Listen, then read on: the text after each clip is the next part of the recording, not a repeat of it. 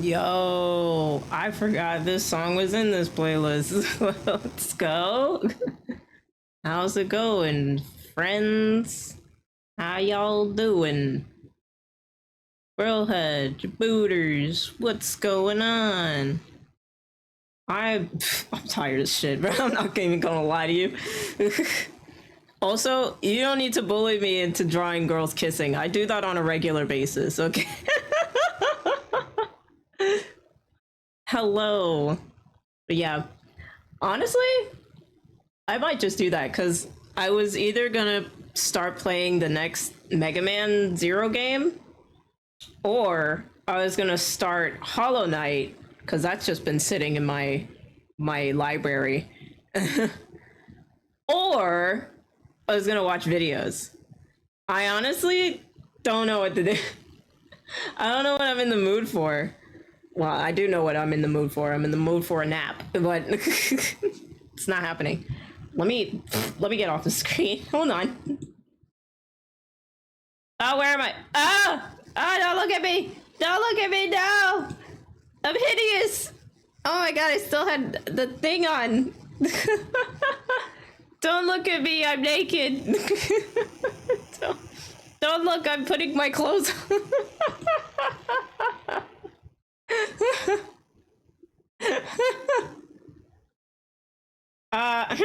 Anyway, so you saw nothing, and yeah. The shape. Napping stream. All right, here's the napping stream. The entire thing. Here it is.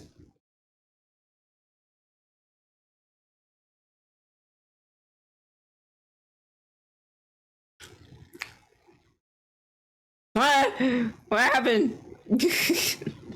That's it. That's how a napping stream would go. So I just wake up randomly in the middle of the night. That didn't make any sense. Anyway, but like honestly, do you guys want me to like draw something? Should I just do a drawing stream? I have my tablet up. That's my third monitor. Because there was like something I had thought of. Have you guys heard of Dispatch, that new game that like comes out periodically or something? It's like new episodes. Draw something as a warm up. Okay, I can do that. I can do that. I can do that. Wait, I'm trying to remember. I haven't done an art stream in like so long. I don't even remember how it is. I forgot I have a freaking setup for it. Dispatch looks neat. It's so interesting. I personally hate the gameplay loop, but that's just me, because that's just not my type of game. But I like watching people play it. Telltale kind of game, but better and not Life is Strange. True, true. Yeah, so it's interesting, and I like the characters. I like the premise, or it's like you're what is it? It's like an X hero. It's made by ex Telltale folks. Ah, that's why it's like that. Okay, that's cool though. That's cool. But yeah, you're like this guy who's like an ex hero, and he's working at this place that dispatches, there you go, that's the title drop, dispatches heroes to deal with like problems in the city. And it's basically the guys has like the worst team ever because they're all ex-villains. So it's fun. It's the kind of game you could say you'd rather watch than channel you're watching it from making stupid choices, then you buy the game yourself. Yeah, probably. Probably. Honestly, I've been seeing a lot of videos that's like, here's all of the dialogue options from from episode 2 or 3, and it's like that, and I'm just like, yeah. And seeing folks play it, it is very interesting. I really like it, but I'm sure you guys know which character is my favorite. I want you to guess. I want you to guess. just throw a random name out there that's in the character. They're in Z Team. Invisible. Damn it! On first try. I got you, son of a bitch. God damn it, Azul. Hi. Thanks for scaring the bejesus out of me. Fucking hell. You won't call us bullies for calling you out. Alright. Yes, Invisigal is my favorite because of fucking course she is. I really like Coop too, though. I just need more content of her. She doesn't have a romance route, so I'm just here to suffer. But yeah. So I was thinking, because of the sex scene. No. No, it has nothing to do with that. It's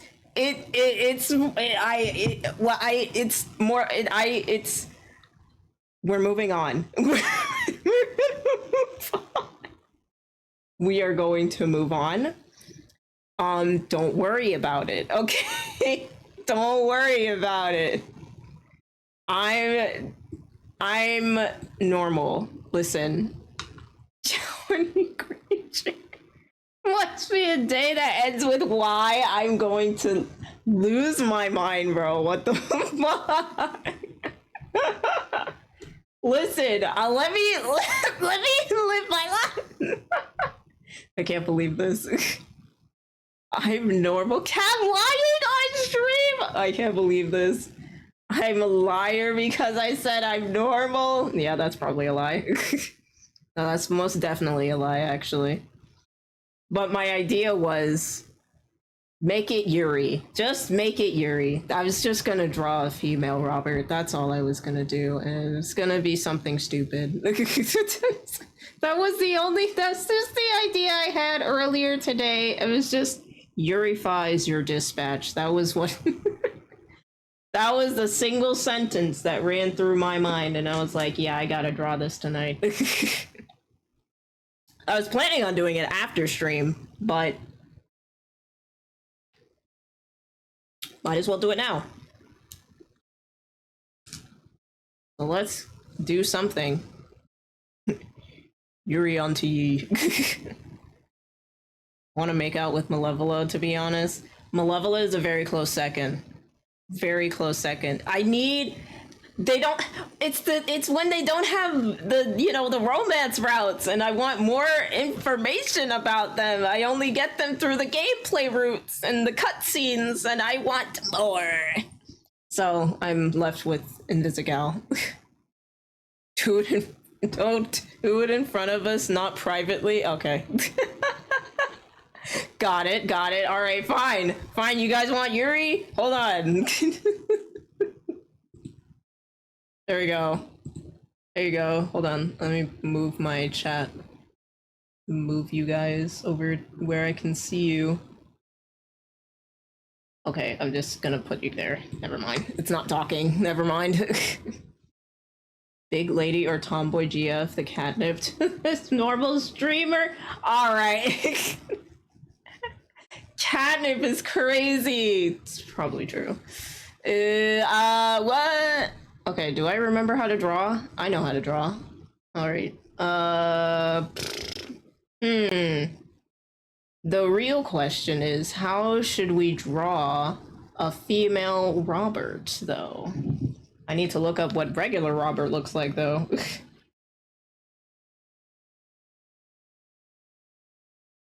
Dispatch. Google, help me. There he is. He's a disgruntled, young, old, questionable age, white man. So, I'm gonna keep the pixie cut. It's not a pixie cut that he has, but I'm gonna make it a pixie cut. So that's what I'm gonna do first. I gotta figure out what she looks like. From boy failure, old man to just girl failure. Exactly. Oh god, I haven't drawn humans in so long. Oh fuck. Fuck. Oh no. I know how I know how to draw humans. I am a well-rounded artist, obviously. Fuck.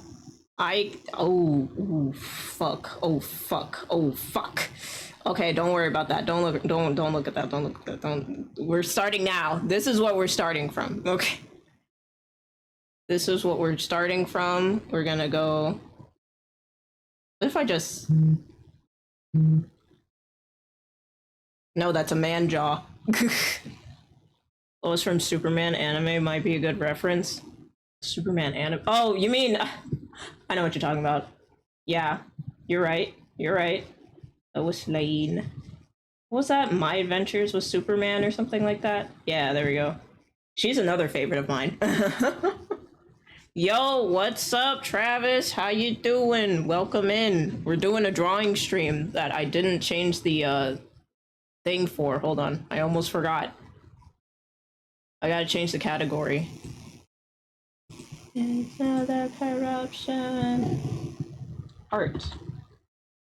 Because that's a category. When was the last time we did an art stream? Holy fuck. Draw vanilla, but as a thought. Maybe. If there's time. Depends on how long we're here. I don't know how long this stream's gonna be, but we're gonna do things. We're gonna have fun. That's what the point is. The drawing session was coerced. Low-key. I mean, not really. It was like... I kind of kept the stream open-ended. I was gonna ask you guys what we wanted to do anyway, so... This just kind of worked out. I got my juice. Do you guys fuck with Ocean Spray? Cran Tropical. That's what I have right now. It's really, really tart, but I like tart drinks. I haven't drawn on stream in so long. Oh my god. I'm getting self-conscious now. No, stop looking at me.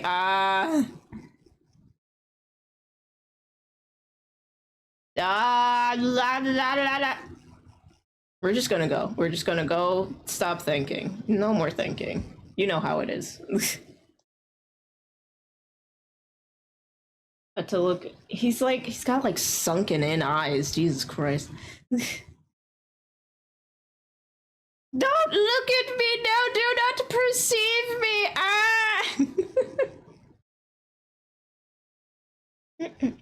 But right now, Travis, I'm drawing the guy from Dispatch as a girl. And then I'm gonna draw Yuri with them with one of the love interests in the game that they're from. No thought, only draw thought. Yes. This girl, yes. This bitch girl, yes.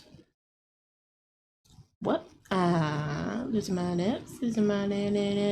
Yeah, that's coming. I feel like you could just draw Robert normally and give him boobs, and boom, Yuri. Yeah, to some degree, I certainly could. I'm definitely keeping those thick eyebrows, though, for sure. For shizzle, I'm keeping them thick-ass eyebrows. What the fuck am I doing? I've never drawn eyes like that. What am I... What the hell? Butch gal is a thing, indeed. It sure is. Oh, okay. Let me not do too much here. This is where we're gonna just go. Don't flip the canvas. Don't look at that. Don't flip the canvas. You should, but don't. Just thick eyebrows. Look at that. Big. Extra thick. Okay, I probably shouldn't start with the eyebrow. I need the eyes. I don't know how to draw. Do I know how to draw? Guys, I don't think I know how to draw. Okay. Let me be serious for a second. I gotta lock in. Hold on. Hold on, I gotta lock in. Hold on. Hold on. Hold on. Fuck. Hold on. Hold on. You know how to draw? Okay, yes, thank you. Thick ass bitch brown. Yeah, pretty much.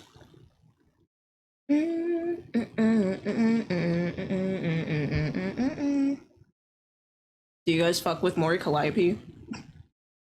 My Oshi, my wife. I have so many wives. I'm sorry, guys. I'm a harlot. I am a harlot. Oh yeah, yeah, yeah.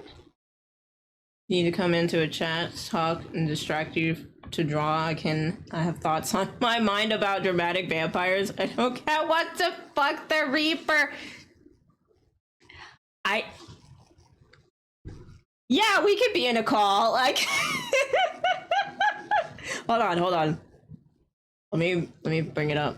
This is just becoming its own thing. I didn't plan for any of this tonight. Mori 100 Wise Calliope. Yeah, pretty much, yeah.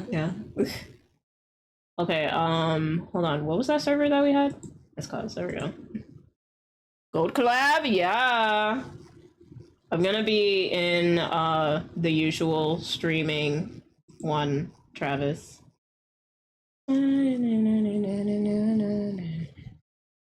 Coerce content is hype. This is getting good. Let's freaking go. I love not planning for things and things just kind of work out. It's my favorite kind of anything. Okay, you know what? Let's make this easy on myself and just do a front view. Okay. So we're gonna get rid of the underdrawing. Hey! Hello! Good evening, Hello. various citizens of the country. What's up, friendo? Hold on, you're not on my screen. Hold on. Much. Oh, wait. Oh, don't worry, I will be. Yes. I will be. Yes, indeed. Gold I'm on the mic. bitches. Gold on mic. Hot And mic. now- Hold on, I gotta add you Yeah. in. You're not on my my art stream source scene, whatever it's called. Are you? I gotta get some have it fucking in coke. Opening ASMR ass bitches. Nice. Mm. Oh my god, wait. Fuck, I don't think I love have it Dr. in Pepper. here. Oh, that's right. I deleted all of them. Oh my god. Because I was gonna. I'm stupid. Okay. I forgot I deleted them because I was gonna redo them and I guess I forgot I fucking can't. You're good. Do I even Just remember how to do grab that? fucking Fubi shit and whatnot, brah. Yeah, I gotta find it. Yep, Girl Head Foods. Dr. Pepper is a wise ass motherfucking drink. Mm-hmm. Where is it? Yeah, motherfucker. There you are. Yeah. Log in. Oh man, it's been so long since I've been in here. I had to log back in. Hold on. Happens. Okay, Happens. authorize. Yeah. And now I think it should be at Oh. Little Goat right now, which would be ironic. Oh, okay. Yeah, I have There's no like idea. a lot in here. Oh, this has changed quite a bit. Oh, Oh, did they okay. update it again? I haven't looked in so. a minute. Okay, wait. I think I see you in here. Okay, so I copy that. Fubi. Update Fubi? Oh fuck. I just have it preset up. Like the reactive Fugi tech? Yeah. I gotta add. I was gonna do like a different scene with all of you guys. Oh wait, that's what it was. Okay. I was trying to add a scene and not a source. That's why. There you are. Look at you, so cute. That'll do it. There you go. There you go. Okay. I'm large and adorable. Look at my adorable ass pigtails, you dumb fucks. There you go. Yes. There we yes, go. Is it Tubi or Fubi? Like It's F-U-B? FUGI or reactive. I can literally let me just F-U-G-I. copy Okay, I and am paste spelling it it. wrong. No, I'm misspelling it because you know me. I am It's fucking okay. incapable of spelling anything because the dyslexia harvested into my brainstem. Damn. Yeah. Oh, yeah, there you go. Girl had got you. Yeah. And now I'm adorable, and I can tell you all about overly dramatic vampires and the recent release of a comic prequel adaptation of a bunch of video games. What? All y'all bitches ready for some fucking lore drops, Let's motherfuckers? go. We love lore in this house. Yes, indeed. Yeah, I know that house is full of lore. I've helped with it. Yeah. But for the preamble, I will Yeah. be talking about Legacy of Kain: The Dead Wake, Oh. which is a comic prequel to the There we acclaimed go. Legacy of Kain series of games. Oh. If you do not know what Legacy of Kain is, I will now explain. Legacy of Kain is about a bunch of time-traveling asshole vampires in the simplest terms. It starts off on the PS1 as a Zelda-like. Oh, It's fun. about the titular Kain guy. They made a comic for Legacy of Kain? Yes, they did a Kickstarter. Apparently, it's terrible. Oh. Yeah. So What? I looked at it because it came out recently and people have been sharing that shit. So I Damn. went and looked at it. I was like, okay, this doesn't look too bad. I'll read a little bit. Okay, kind of boring. Who is this woman? Who are you? Why are we continuity? Continuity, motherfuckers! What's about that? a series that is explicitly about continuity, motherfuckers, that I will get into. Because the reason why continuity is so important is because of pre-established shit, because of fucking time travel. Of course. As I said. Because this entire series is predicated on fucking time travel. Of course. And I don't mean time travel where they didn't think about it. I mean where they fucking thought about that shit. Oh my. Like, fucking, they have established rules of law of fucking reality and how time travel works. Oh my. And if you fuck with time travel, like, shit's gonna happen because of predestination paradoxes and other such things. But let us establish who Kain is. Kain is a bitch-ass noble in Fantasy Town who is kind of an asshole. Damn. And so one night while at a bar, they say, "Get the fuck out of my bar." And he says, "But pray tell, can you not be for a wily soldier, a wily noble?" And he says, "Get the fuck out." And then outside of that bar, he is fucking mega murdered by a bunch of hobos. Oh shit. Assassins. They're just dudes in hoods and whatnot. And so then Kain goes to hell because Kain is an asshole. And then Kain is approached by Mortanius the Necromancer. Mortanius turns him into a vampire and says, "Avenge yourself upon these motherfuckers." Oh. Because Mortanius is actually parting of a plot to basically re-rid the world of the Circle of Magi. Oh. They're a bunch of dudes who are empowered by these big-ass pillars that represent various virtues in Nosgoth, which is the world they inhabit. Okay. A lady is murdered, and she is horrifically murdered so much that her spirit becomes bound to the pillars that she was part of. Oh. She is the balance guardian. Her lover, who, because they are all psychically linked through the pillars, feels this, goes completely insane, and in turn corrupts everyone else in that circle, including Mortanius. Oh. So, after Kain murders the hobos who murdered him, he's like, "No, there must be more to this. There must be a greater fucking person I can stab than just a bunch of hobos." And so Kain then in turn goes about to murder the entirety of the circle and find out, "Hey Kain, you guess what? When Ariel was murdered, that was the exact point of your birth. You're the new balance guardian." What? Yeah. What? And so, during the course of this murder adventure, Kane also has to deal with the Nemesis, Of who course. is a big evil motherfucker who's conquering the land. Kane can't kill him because he's got a big fancy sword. So what does Kane do? He travels in the past to murk him before he has his big fancy sword that's super powerful and magical when he was a guy named William the Just. Oh. But because of Kane's time travel, he ends up fucking up everything. Damn. Because while William the Just was still a good guy, people liked him. Oh, And shit. thus, vampires are now mega hunted.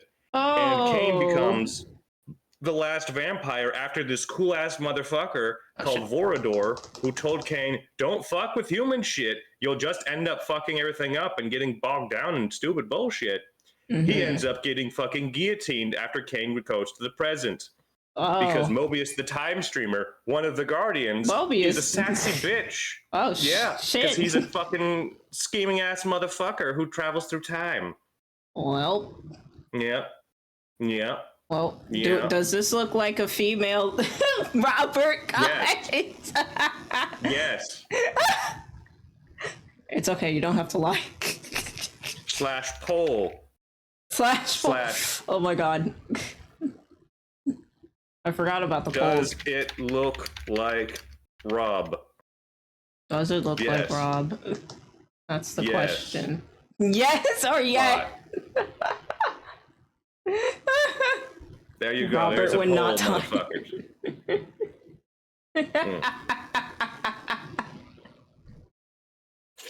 What's the name for this female Robert? I guess Roberta. No. Robbie. Or Rob. I like Robbie. Actually, let's do Robbie. Robbie. 50% more twink Robert.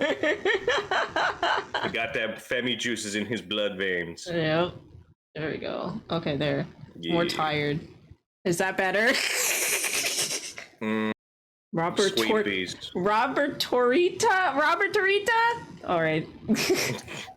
That's her government name, and everyone calls her Robbie. Because she's Rodriga or something like that. Something. I don't know. And that's what her mama and her grandma calls her, and she does something fucked up. This is fun. Okay, the Okay, one person so who we have voted that on the one. poll said hot. Yay! All right, we're gonna move that off to the side. That's just for like a reference for me. Now we get to the good stuff. Okay, are we ready? Now we get to the lesbians. That was the warm up. This is where we get what was I gonna do? I remember. No, I don't. I remember. I remember. You remember? I remember. Question mark? Remember? I You were remember. going to have them do Yuri with someone. Yes. Yes. It was. I know. I know what I was gonna do now. Yeah. I know. Make them hold hands like hard ass motherfuckers. No. Don't draw something that will Yeah. make John Twitch mad. Nothing yeah. crazy. Like Invisigal's like a lot shorter than him, right? You can always I look think. up on the wiki. Indeed. Invisigal.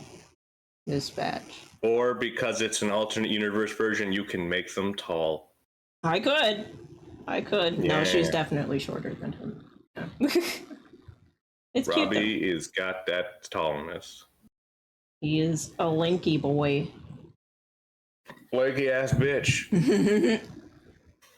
Every time I look and down yeah. at my phone, I just I look weird on the screen. That's Anyway. because you're looking down when you're looking at fucking stuff with your 3D model. Mine does the Yeah. same thing. Yeah, it's funny. Yeah. Oh yeah. I remember where I was because I had Yeah, just sorry. finished talking about Soul Reaver. Or what? Well, here's how the naming convention goes. It goes Blood Omen, Legacy of Kain, and then what do you think the next game's called? Blood something. No, it what? goes from being Blood Omen, Legacy of Kain. It goes to Legacy of Kain, Soul Reaver. Oh. Then it goes to Legacy of Kain, Blood Omen 2. Then it goes to Legacy of Kain, Soul Reaver 2. Then Legacy of Kain Defiance. That's how the game's fucking naming convention goes. Why? Why? Because it's two different things. But now we get to the big shit of the series. We get to Soul Reaver, which is where we get everybody's favorite skinless vampire that's no longer a vampire, Raziel. Everybody's favorite overly dramatic emo boy. Or goth, because it's probably more on point. Because he's like, Arc doth the fates. What am I if I cannot make a choice? Wait, I can make a choice? Wait, am I making a choice, or is this a predestination paradox? Or is fate always in flux, or can we not do anything? Holy shit, I know what I have to do to make a choice. Yes. Basically, Raziel is Zero, but European. Yes. That is apt. Are you serious? That's always fun. He is a dramatic bitch.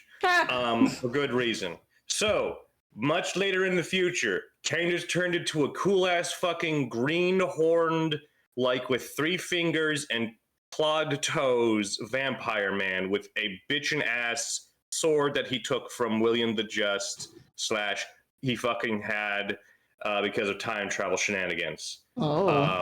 So, he's got the Soul Reaver, the titular title of the series. It's fucking awesome. It's got a big ass fucking skull on it, and it's got a curvy blade, and it fucking eats your soul.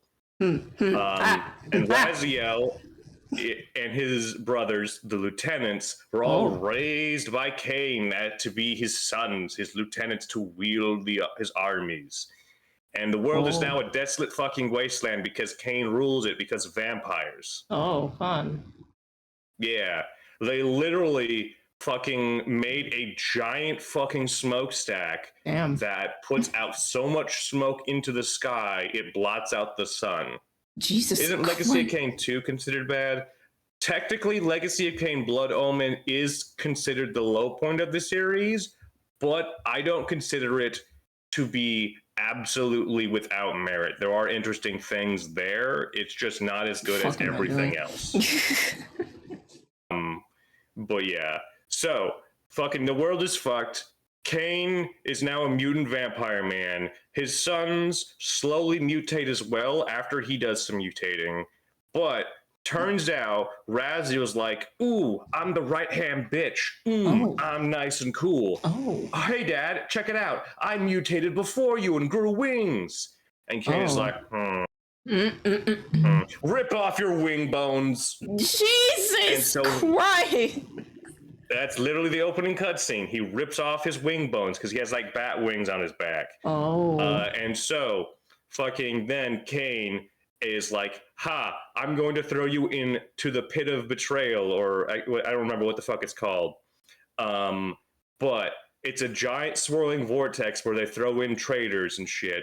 And so because they're vampires and it's running water, he burns forever for like thousands of years. Jesus. In unending torment where his memory and self decays over time, but he can never die. Yeah, shit.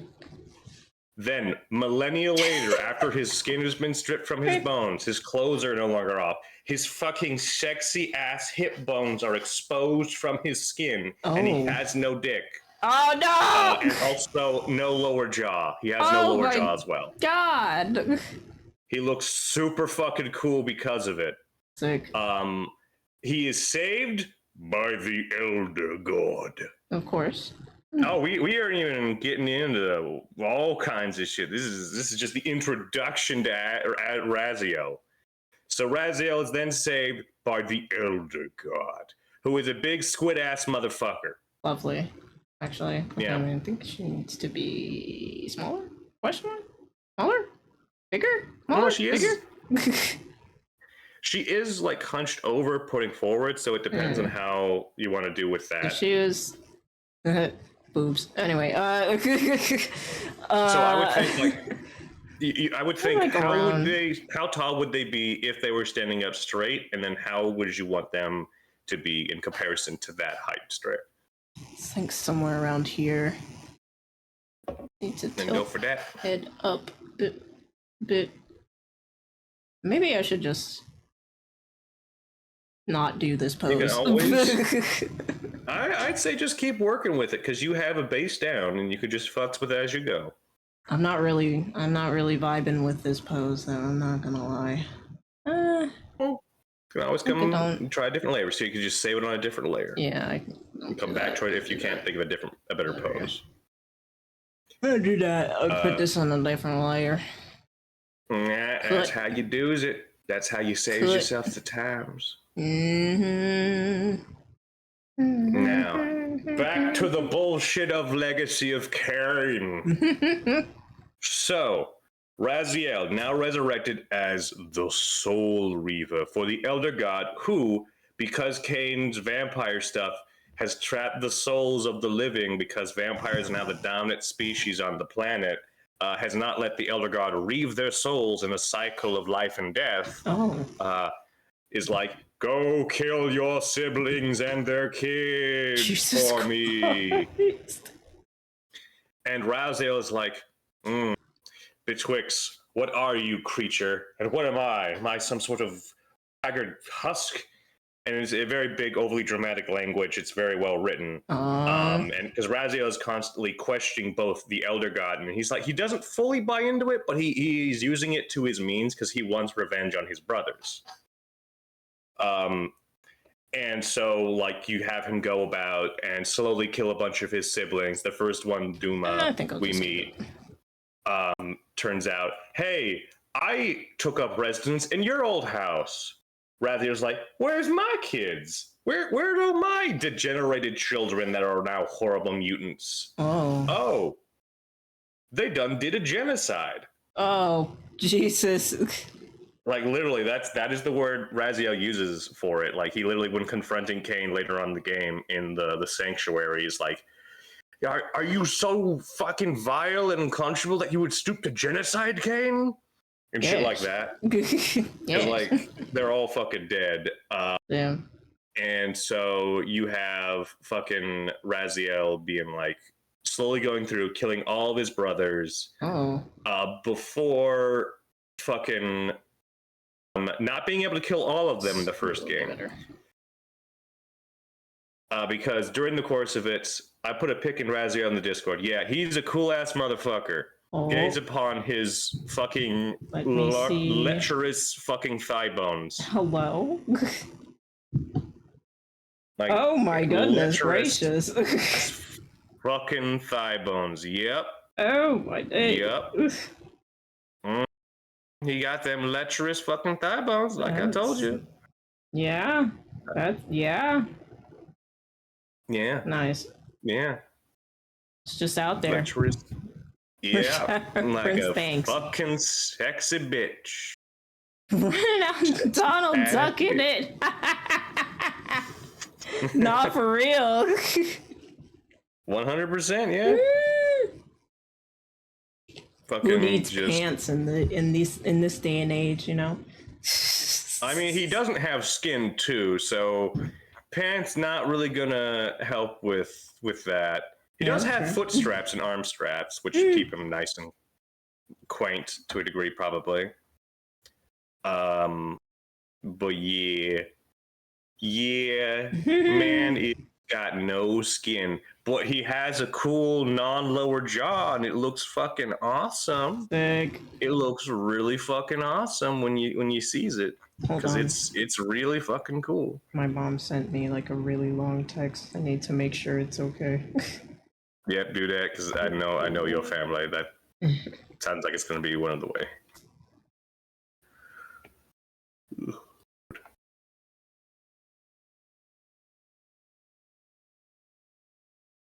Oh, it's something about church. Okay. I'll deal with that later. I'll deal with that later. Thank God. Thank fucking God. Okay, it's not, because there's one, or there's two ways that your family goes when it comes to these long texts, and it's like either something mundane or oh God, someone died. All right, let's. Back to the fucking overly dramatic vampires and drawing lesbians. Hashtag ban pants. Amen, motherfuckers. Amen. Did I put Sonic that on out there with the sign? Not for real. For real. But yeah, during the entire course of the game, Raziel is like betwixt by like, hark, vengeance, is it worth it? And are you being led astray? Are you being led astray? And Cain is like, Raziel, I see. He starts off like, I will smite you. And then there's like, Raziel, but what Oh are my. we when we make choices? Are we not gods? Are we not beings of greater fortitude? Can we not travel we? into such things? Like he's trying to implore What are Raziel we? to think on all this bullshit and whatnot, and is like constantly like trying to make him question everything, like his vengeance quests, doing all this stuff and whatnot. And Cain still is like trying to be like the fucking dad and knows everything to aspect of it, because like Cain has other machinations during the entire course of Oh, this. excuse me. Fucking. And so then at the end of the game, before Raziel can kill all but one of his brothers, he then travels into the time streaming where the Elder God can no longer speak to him and guide him with his fucking tentacle lights, and travels into the past and meets Mobius the Time Streamer. Holy shit. Yes. That bitch ass motherfucker Mobius the Time Streamer. And he is immediately almost fucking killed by Raziel because he knows he's not to be trusted because he's a fucking bitch ass motherfucker. Because everyone in this series is trying to play everyone at all times. Damn. Except for one guy. Damn. One very specific guy is the only motherfucker who is not a manipulative asshole.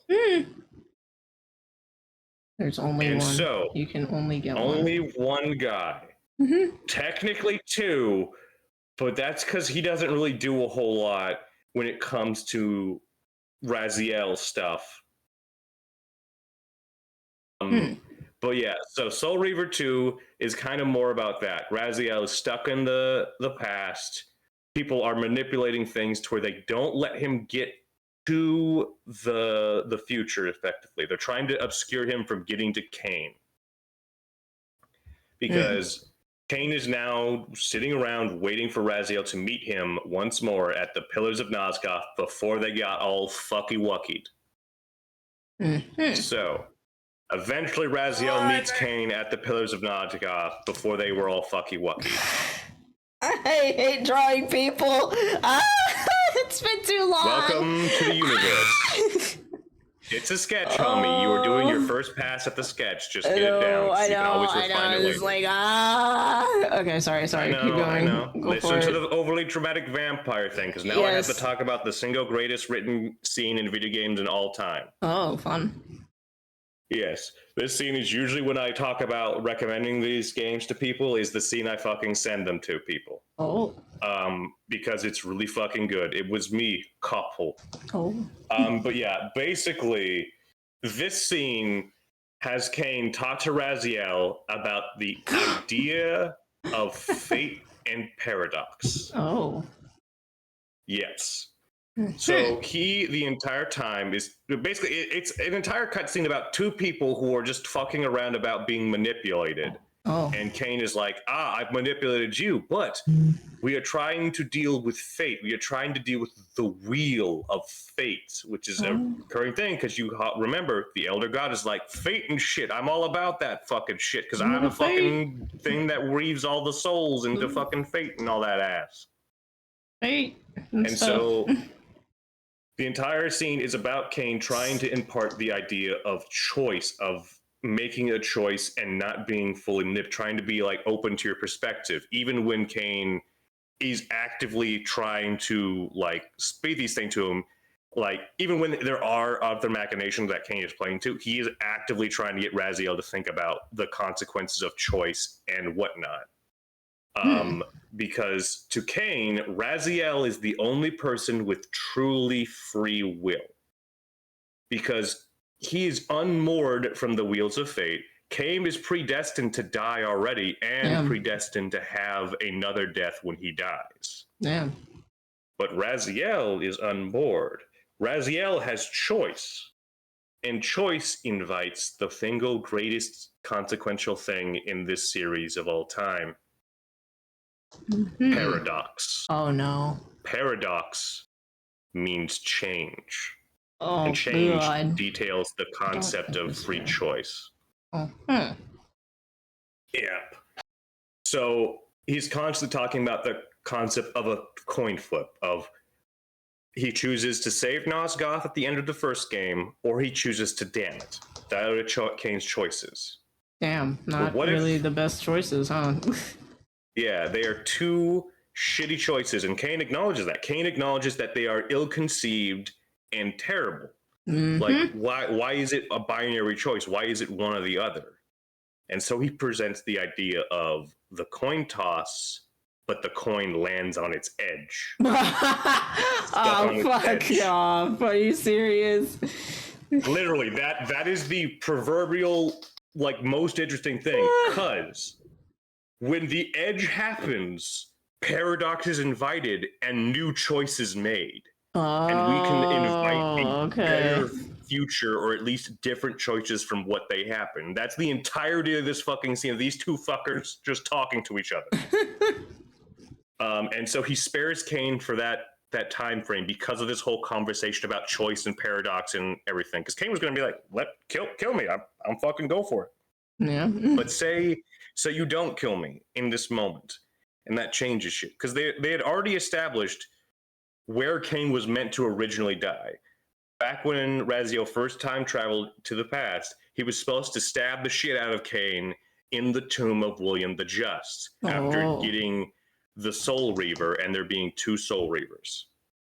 And so, yeah, and so pretty much no, you're good. And so that created a paradox where reality fucking warped, and the game's textures are all going freaky, everything's fucking wucky, that's fun. whatnot.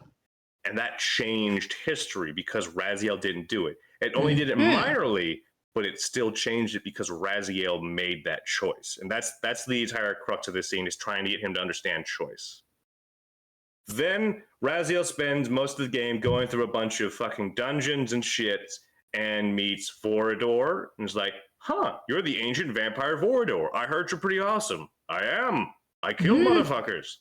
My dad's over there up in the mountains. You can go meet him if you do a bunch of puzzles and shit. Of course. And so there's always puzzles. He travels. It's I a was puzzle trying platform. on the other. I was trying from the wrong side this entire time. It's okay. Man, just work with what you got, homie. Work with what you got. Go for it. It's all right. You're good. Just focus on what you got. Focus on what you got, and just engage with yourself and try your best. Yes. Just like Raziel tries his best to not be fucking manipulated like a fuckhead, but he fucking can't. He's a fucking idiot. No. And so Raziel climbs the mountain while also being stalked by the Seraphim, vampire hunters, who fucking are not completely exhausted and murdered in this time frame. So while going up there, who does Raziel meet? Why, it's Grandpa Janos Audrin. Good old Grandpa Janos Audrin. One of the original fucking vampires. Oh my. And do you want to know what the original fucking vampires were? Werewolves. No, they were fucking angels. Literally, they have bird wings and shit. Oh, that makes sense. French. Yeah. I mean, kind of. He has like a European accent. It's vaguely European, so it could be from fucking anywhere. There you go. So yeah, Janos Audrin is like, Raziel, my child. Like he has this demeanor of a priest, but a good one, who is like, what has happened to you? I need to get you a bandage. Oh, here's a cookie. Janos Audrin is the one person in the series who is not a manipulative asshole. Damn. As I pre-established. He is just, Raziel, I'm a priest. I love everyone. I believe in God, and I believe we all have a purpose, and we are all going to do everything that's right for ourselves. It sucks, but these humans, they knew not what they do. Do not judge them.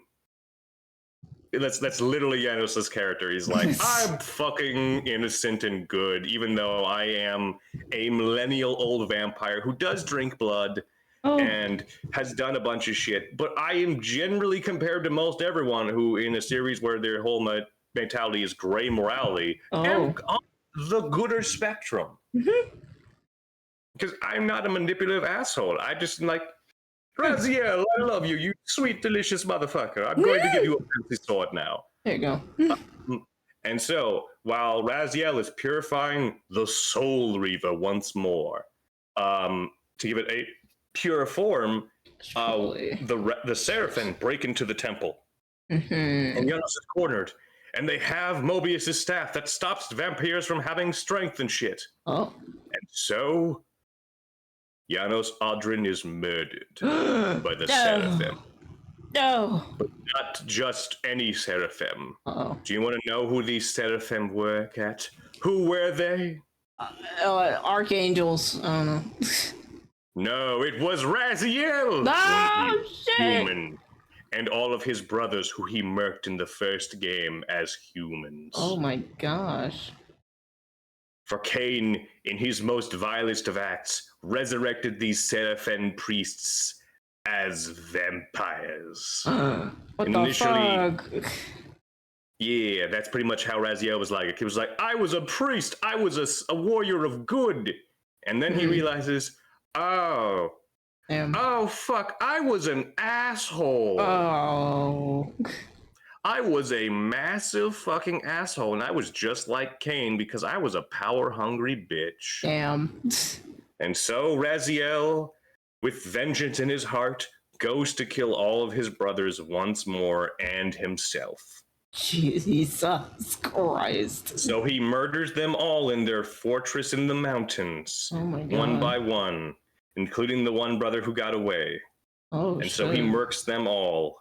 And in that final moment where he fucking stabs himself and renounces his old self, in vengeance for Janos, in vengeance for everything, we see all these little fucking things going on in the past that link up with the story with fucking Vorador's rage and fury at the Seraphim and how he murders them all. Somehow easier to comprehend plot than Bioshock Infinite. Well, that's because Bioshock Infinite's plot is not fucking hard to follow. It's just written fucking terribly. I don't know anything about Infinite, it. Oh yeah, no. If you play Bioshock, Cat, you only play the first two. Oh, okay. Yeah, Bioshock Infinite sucks. Even from a gameplay standpoint, Bioshock Infinite is a boring, slackered piece of shit that has you just look forward and shoot. It has no variety in your means to approach a situation. You only can go guns blazing because that's all they conceived of it, because they were like, yes, 7th generation, molded down fucking game mechanics. Everything is simple and nothing has any actual meaningful choice, both mechanically and narratively. Damn. Even though the first fucking game was about fucking mechanical and narrative choice explicitly in its presentation and narrative, because fucking the whole first game is about you being a weird fucking mutant, fucking laboratory test tube baby who is made by Ryan, Suchan, and fucking oh god, what is his actual fucking, I don't remember Atlas's fucking name.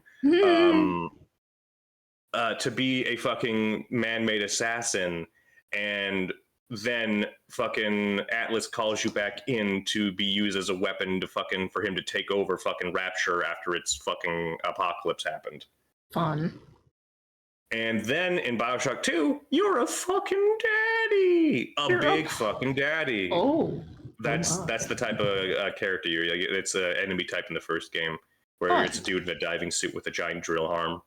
In that game, it's all about collective, because the first game is about objectivism gone wrong and the hellscape that creates from that. Because objectivism is terrible and awful, and capitalism and so forth thing. And so the second one tries to talk about collectivism and the failures of that, and how letting one person lead through everything can affect stuff. both in a positive, negative outlook, because you, as the big daddy, have an effect on your child, your little sister, because the big daddies protect little sisters, who are these mutated children who generate Adam, which lets people get superpowers. But they're horrifying mutant children who have slugs in their bellies, who have their humanity stripped away. Because it's less cute now. Yeah, no, they actually look less. They look more horrifying in the first game after you turn them human. Oh God, how is that impossible? Because of like art style. Oh, yeah. Because like they look better as weird, like glowy-eyed, pale children than they do actual like regular children. Okay, yeah. Yeah, like when they have eyelids, like an it looks type thing. Yeah, it literally has that problem. Jesus. Her head's too big. Frank Fontaine, thank you, Jabooters. The name inspiration for the arena fighting parts, so they don't save the game overall. The combat in Bioshock 2. Oh yeah, no, Bioshock 2's combat is fucking amazing. It's travesty of game producers saying, hey, don't make goon material about this character. I'm like, oh, don't worry, I'll be getting to that. Because I'm talking about the fucking amazingness that is Bioshock 2. Because as your big daddy, you have a little sister, and she grew up because a lady took her from you and unmutated her, kind of. And so all your choices in the game dictate how that girl develops, because she's always watching you and learning from you. So if you are a murderous fucking hobo who kills everyone when it comes to your choices, and like does all the bad stuff, she's also like that. And that influence, and it's a really good story, and like I really like the voice acting. I love the ending of the game. And the fucking combat is great, because in the first game you have superpower and a gun. You have to switch between the two. In the second one, you get gun, superpower in the other hand, and you can fucking dual wield that shit, and it leads to so much fun of just you going ape shit and all kinds of stuff. It's great. It's so fun, and the story's good, the writing's good, and the world design is good. Now, Bioshock 2 was not made by the original developers. It was made by a different team. The original developers would go on to take, I think it was 5 years of sitting on their asses and basically fucking around, and then, oh shit, we have to release a game. Let's do it in a year. And that's literally what happened with Bioshock Infinite. So, because the first two games were set in Rapture, which is an underwater city, they were like, but what if we went upwards? So now we have a flying city, and instead of objectivism or collectivism, it's about super mega racist conservatism.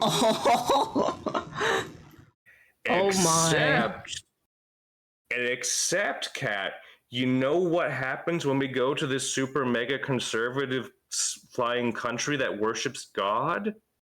What happens? The racism is super duper clean. No one says any naughty words. You don't hear anyone talk about like, oh, hey, here's the blacks, and like using explicit words. Like it's the most clean racist society ever. The most you get is a scene where an interracial couple is strung up and like with like racist imagery in the background, like they're being married, and like you can choose to throw a ball at them at the very start of the game or at the guy doing the thing, and then you're stopped by a cop and you murder them. And Booker DeWitt, the main character, has no reactions to any of this at all. Oh yeah, Jabooters is right. Yeah. The worst word they use is potato eater for the Irish, because the two main racial classes in use in the game are Irish and black people. Now, what do you think they do after the black people and the Irish start doing a rebellion? What do you think they decide to do? They let it happen. And everything's okay. They let it happen. But what do you think the game's stance on, hey, racism is bad, and the black revolutionary has what stance in the narrative? What do you think they would do? Kill everybody. They do. And then the game takes a both sides are bad. Oh my. Are you freaking kidding me? Yeah. Why? And you get a What's woman the point of. Oh, you don't even know the worst of it, Kat. Because this is just out of context to the actual fuckery of the game's narrative. This is just what they do for stupid bullshit.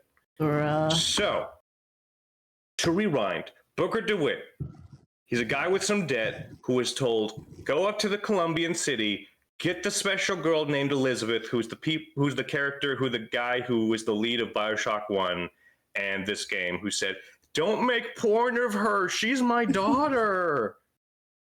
And then dresses her up with a like exposed like brassiere that just like lifts up her tits during the second half of the game. You really thought? Okay. Yeah, no, it's a whole fucking thing. That guy's a fucking stupid fuckhead.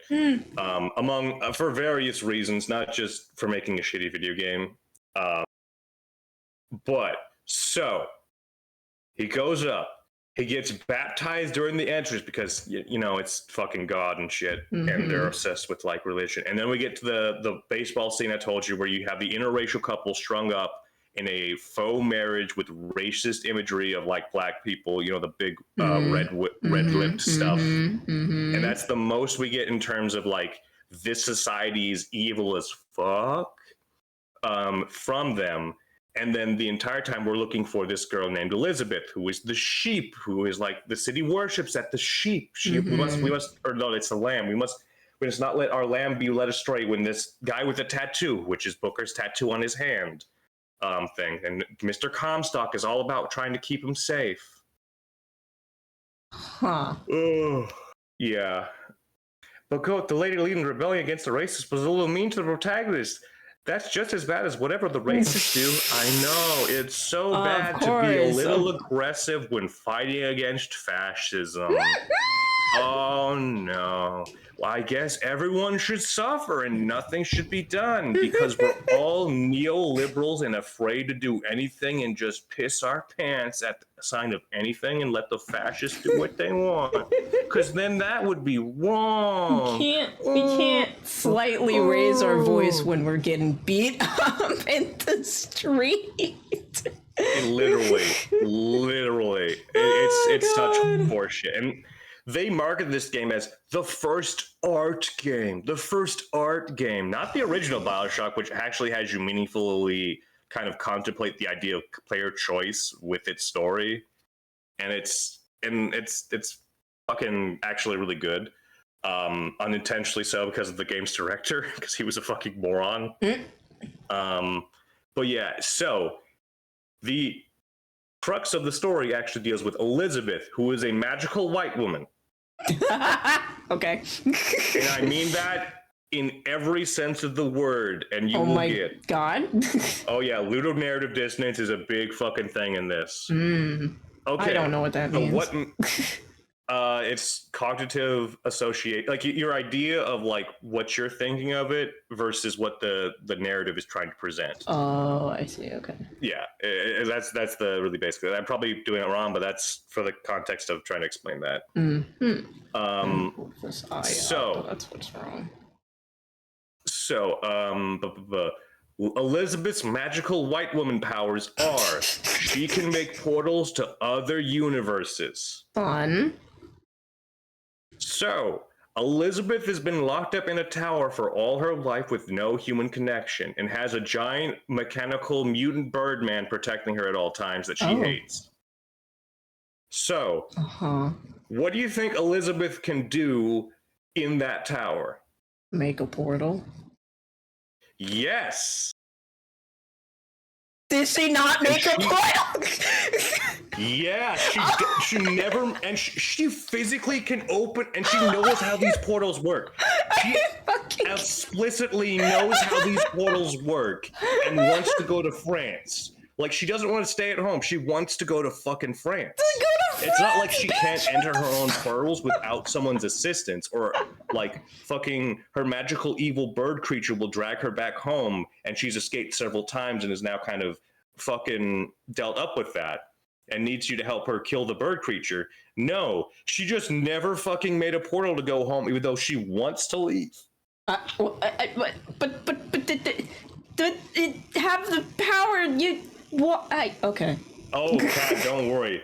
We're about to get to the stupidest of stupid horseshit soon. There were no portal signs up everywhere. It would be rude. I'm gonna cry. I mean, that would make more sense if she was like this really naive girl who would not think if like, oh, if I did that, I'd be wrong. I'd be mean for doing that. That would make more sense and be more interesting because she has had no human contact but scientists prodding her for her entire life. And you know what she does when she gets out of the tower? Kills everybody. No, she acts like a fucking Disney princess and not a fucked up woman who is like, I don't understand what being in the crowd's like. I'm freaking the fuck out, man. She dances around with and this is supposed to be a wholesome moment. And again, this society is predicated on super racism. Explicitly super racism. Like there was a mural depicting all the other races, including the fucking Irish, like all the other kinds of white people that like people in the 50s didn't like. Except for Italians for some fucking reason. They forgot the Italians. They didn't get the Italians. Yeah, and I also will say that the people who did the art direction for this game, top notch, fucking amazing art director. They got fucked over by the game's narrative direction. They did their asses off to do wonderful art pieces of like recreating 50s stuff and doing all this stuff to invoke what you'd want from the society, but the writing in it fails so hard. Damn, you hate to see it. The devs were Canadian. They don't know what Italians are. That's true. That's true. And all roads leads to France. True. Yeah.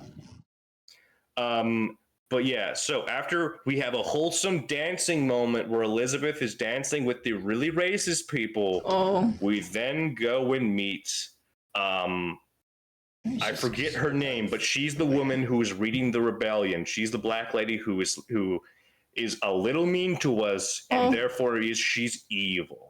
Bruh. And she tells us, I'll give you a space blimp that will travel to France or New York, because that's what Booker needs to have happen, if you go help us get the guns. We are having our gunsmith guy. And this is where the game, Daisy Fitzroy, thank you, Jabooters, Daisy Fitzroy. And what fucking happens here is where the game goes from bad writing to ludicrously bad writing who doesn't understand what words mean. Oh no! Why?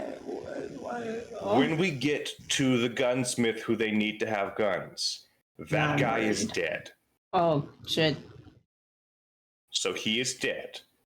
What do you think their solution to do is? I don't know. If you think the solution was, hey, here's this Chinese guy in this mega racist place that even though it's supposed to be established that they ousted the Chinese from Colombia, who's also a Chinese caricature for some fucking reason, Jesus. He's been murdered. Hey, let's open a portal to another reality, not to steal that Chinese man, but just to pick up where the story left off because he's dead. You would be correct. That's what they do.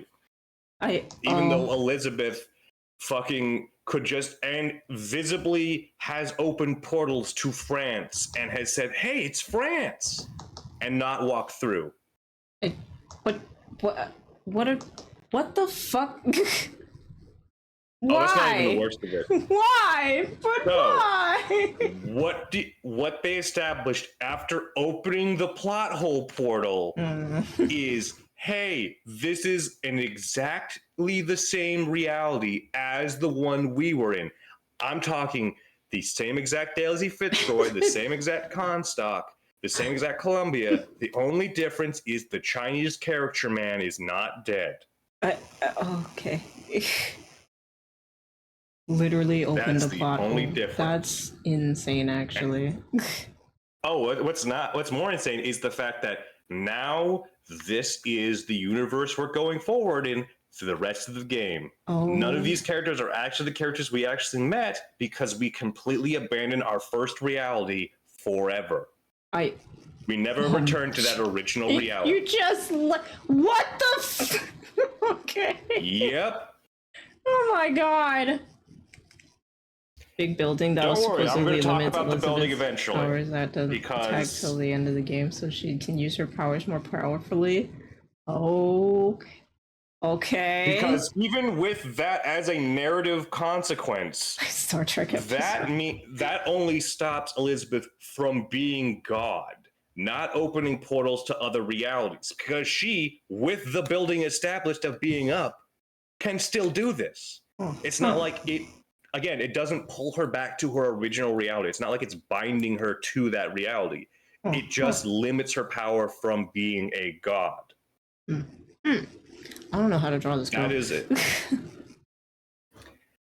Faff around and see what happens. That is what I always do. Or simplify it. Yeah, that's what I'm trying to do. So, the next step of the bullshit narrative writing is, and drum roll for me, cat. Drummer,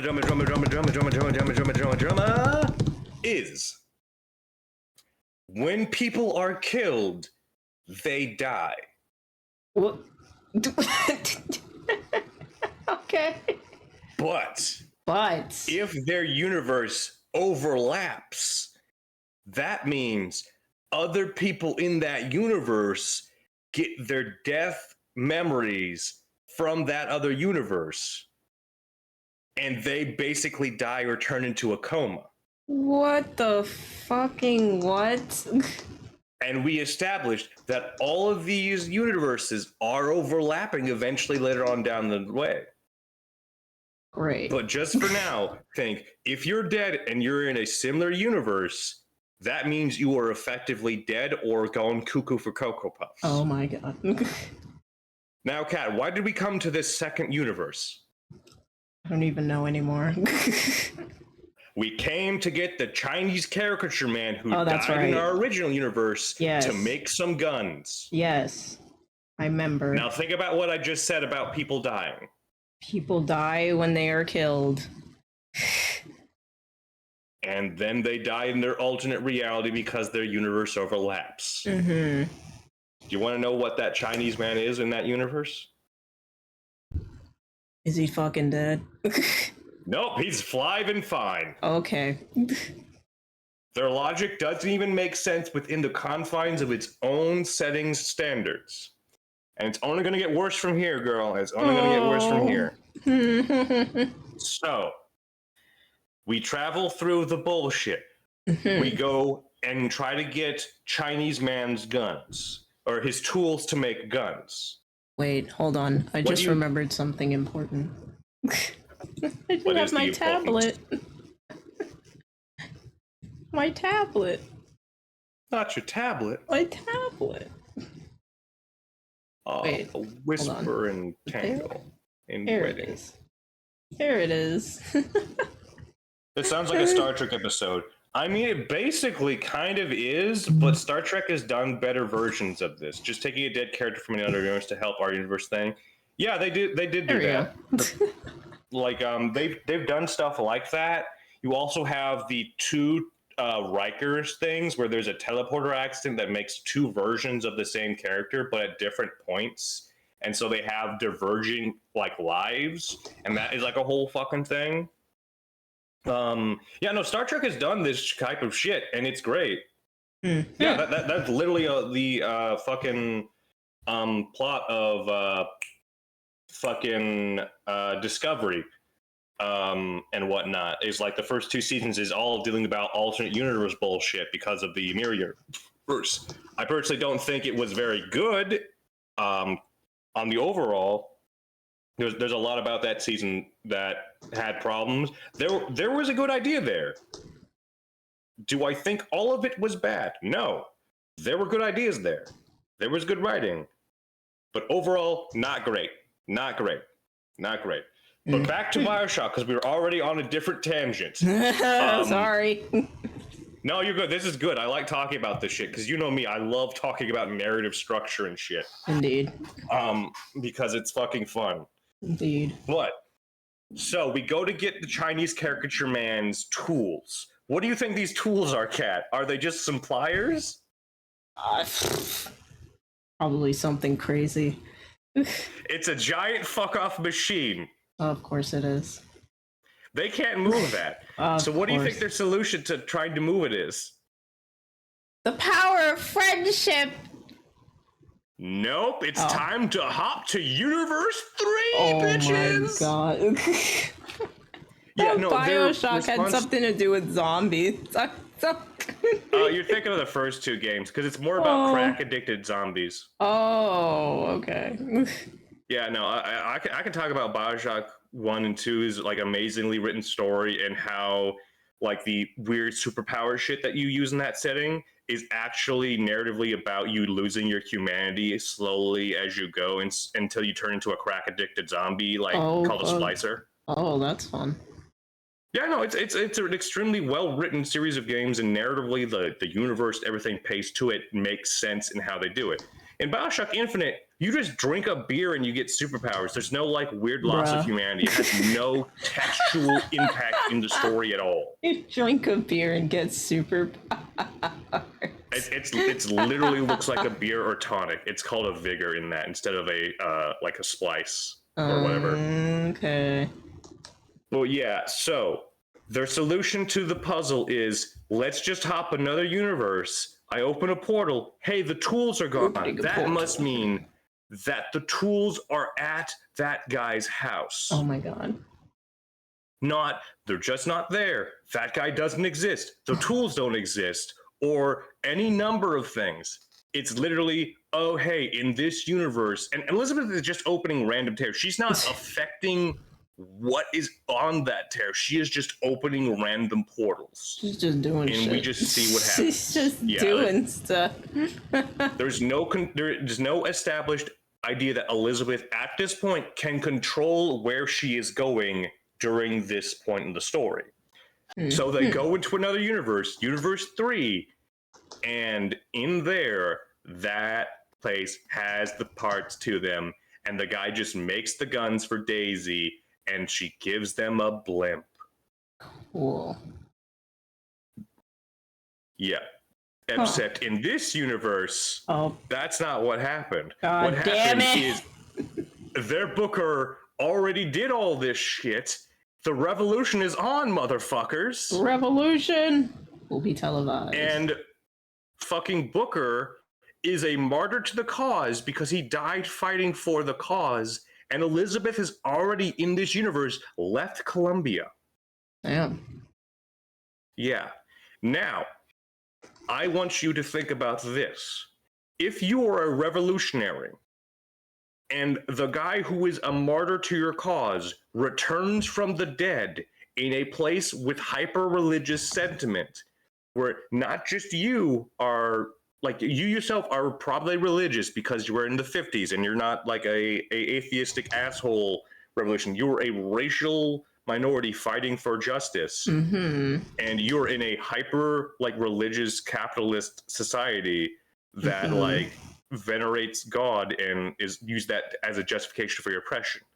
And you see your martyr to the cause come back from the dead. What do you think Daisy 3's fucking reaction to that fact is?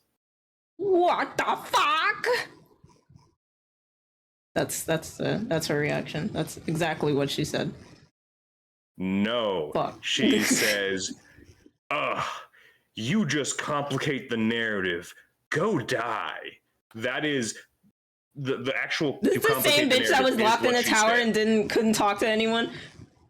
No, that's Elizabeth. Oh, this is Daisy. I was She's about the to woman say. who fucking the narrative tries to both sides us with this. And her response to, after seeing a man come back from the dead and is a martyr and could galvanize not just her people into having greater push to revolution, but could justify, like, the people who are opposing her is like, oh shit, that motherfucker came back to life. He might be fucking with God. Oh Shit.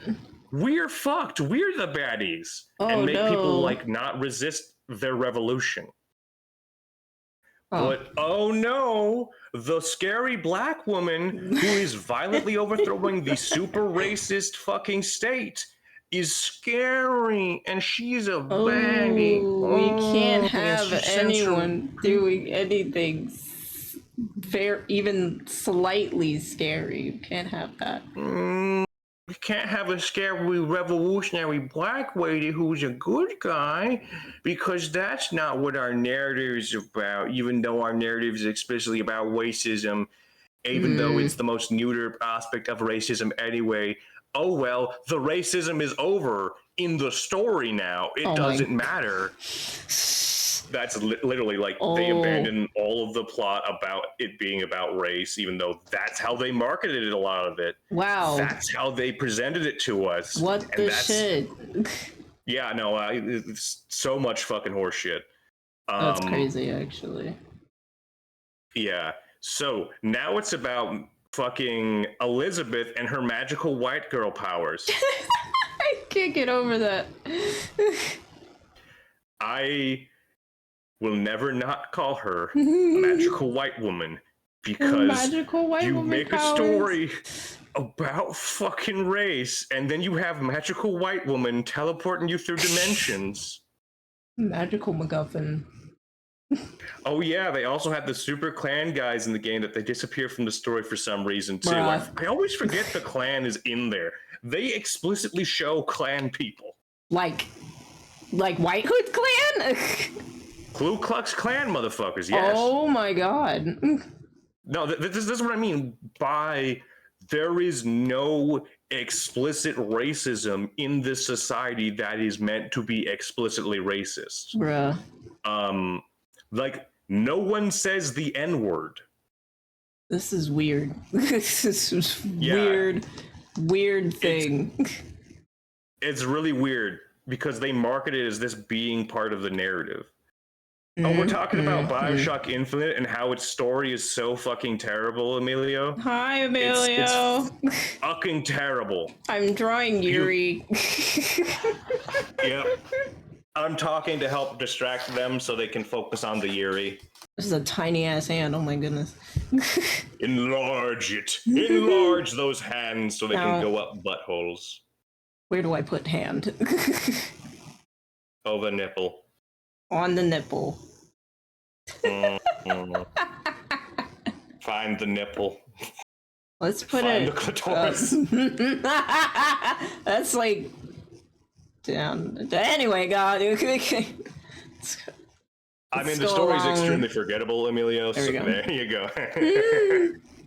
So I would not put it past you. It's bad. Bioshock 1 and 2 are amazing. And fucking but Infinite is just bad on some levels, both from a gameplay and narrative standpoint. Make Retracer Ariel.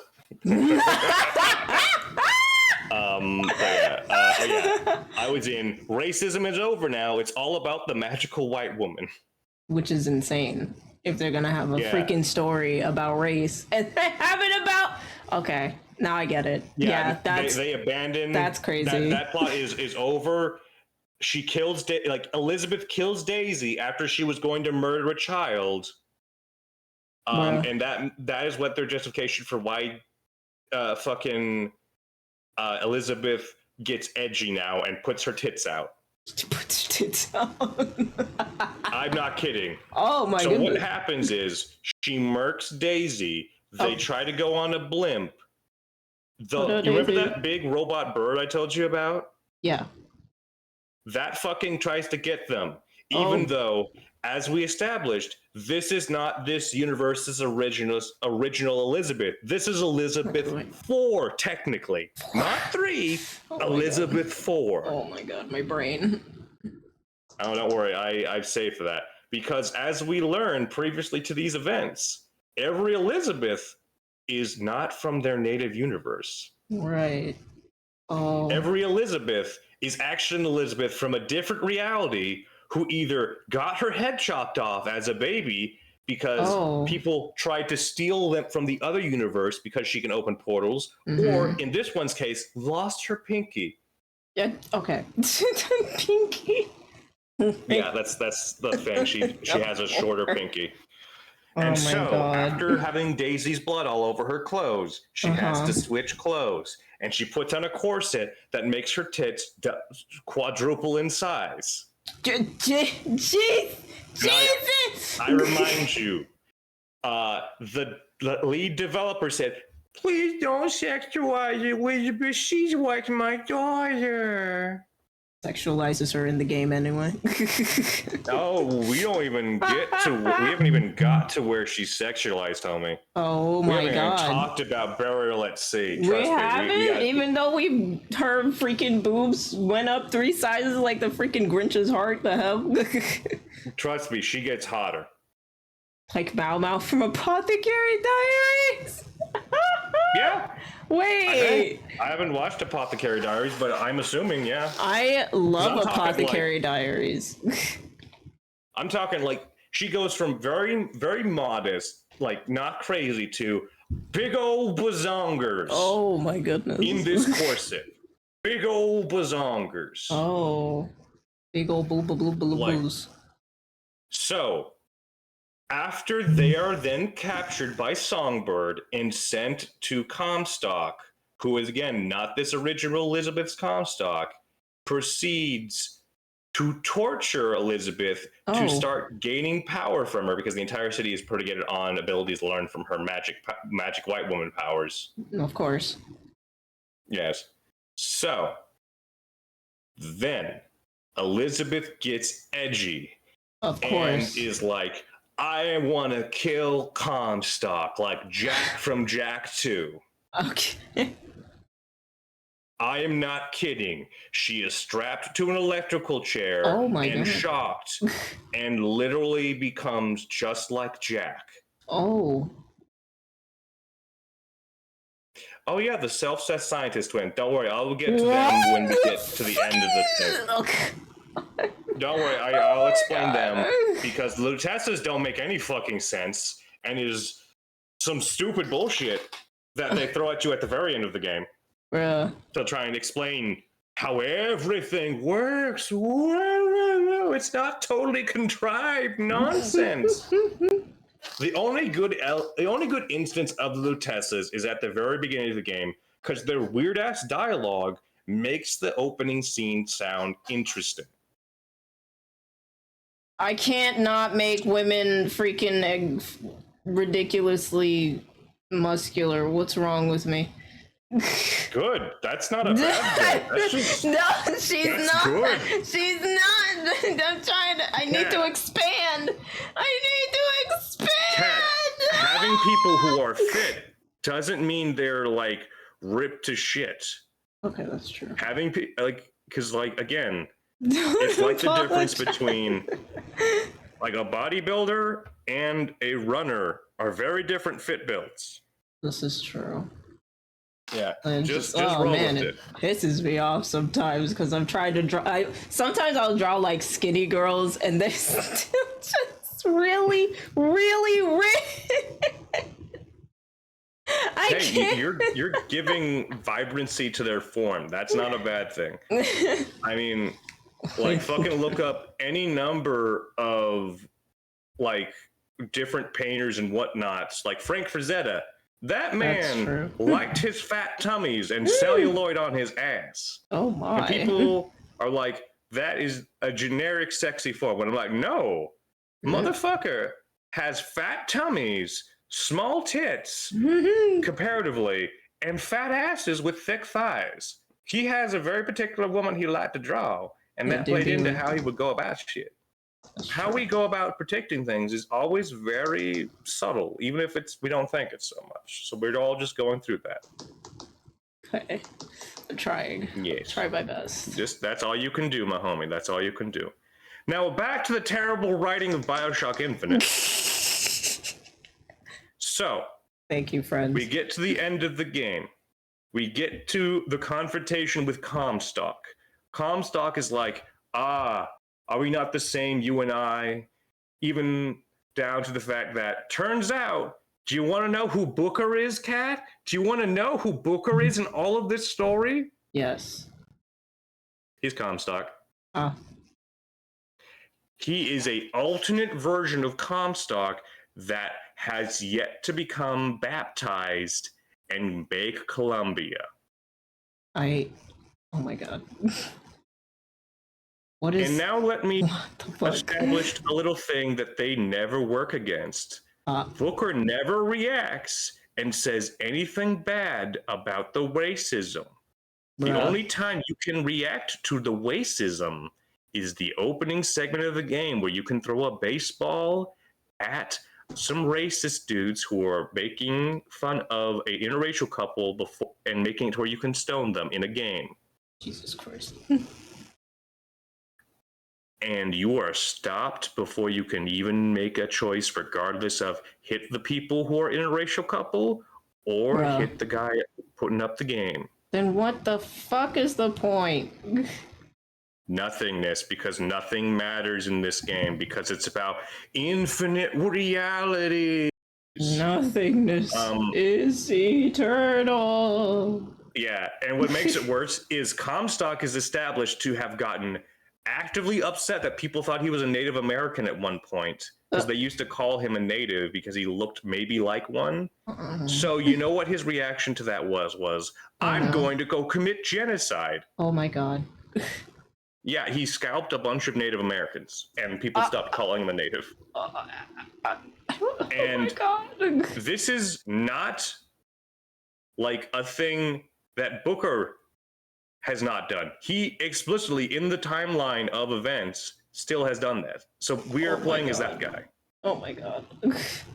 Because that's an audio law you can find that establishes that. And they make no cases of, like, where they establish where Booker creates himself and where Comstock is very, very slight between the two. Oh my god.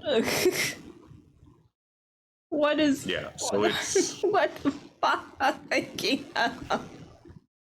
And you know what they do at the very end, when you confront Comstock, and Elizabeth, the entire bleed up to this is like, I'm going to kill Comstock. He tortured me. He took my life away from me.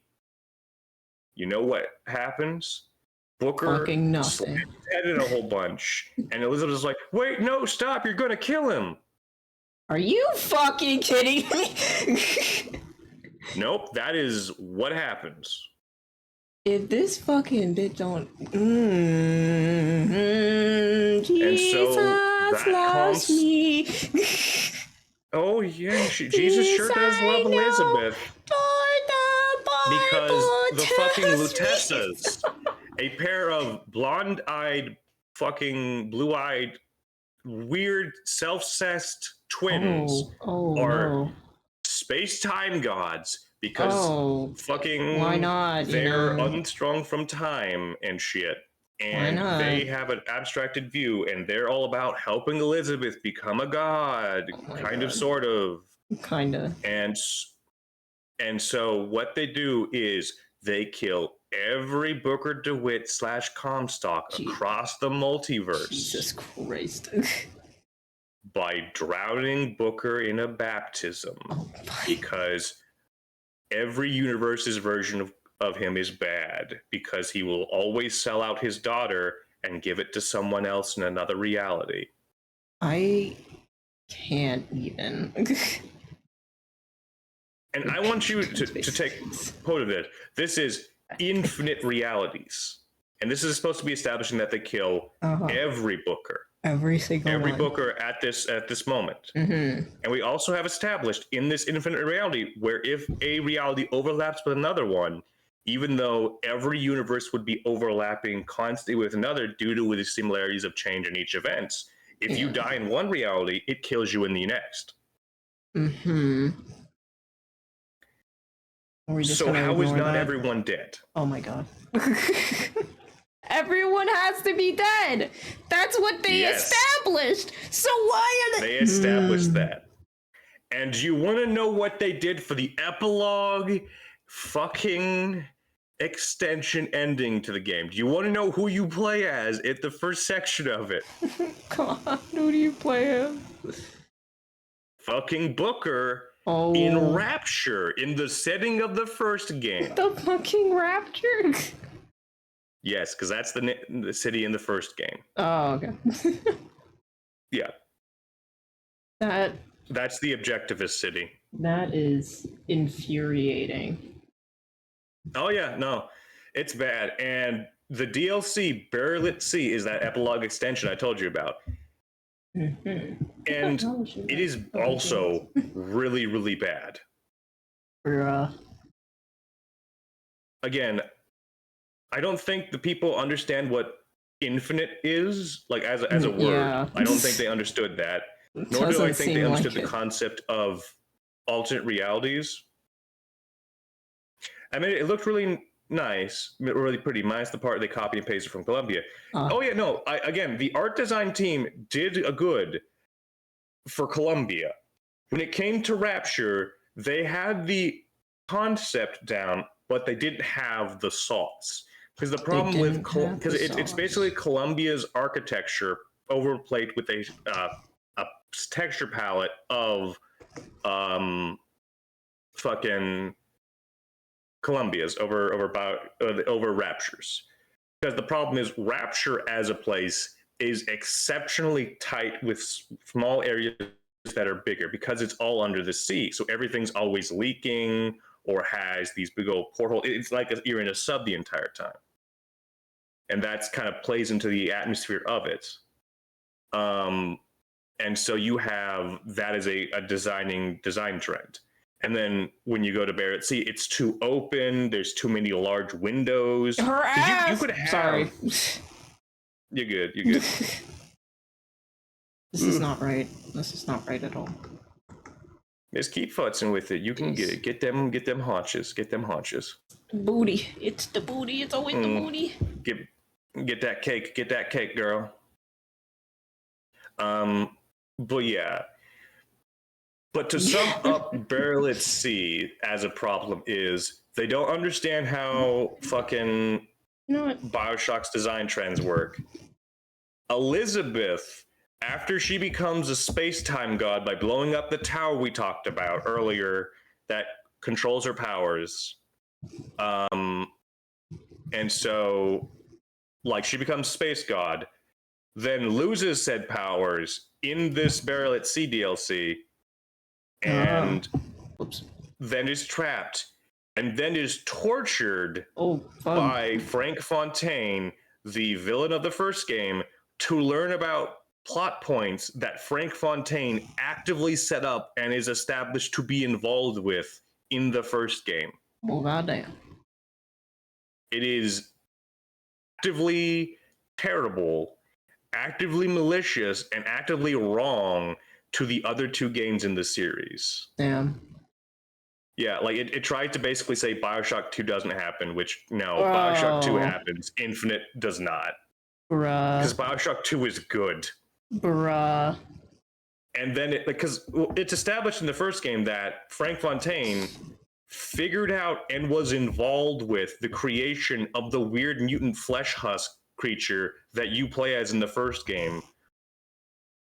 Because like you were just a human automaton created by this guy Suchan, and then they say Suchan basically didn't invent anything and just took it from the guy from Infinite because they shared ideas, and that lessens all the impact of his scientific creations of evil. And then they try to establish, oh hey, this is what happens when they tried to make a Big Daddy and Suchan was already dead.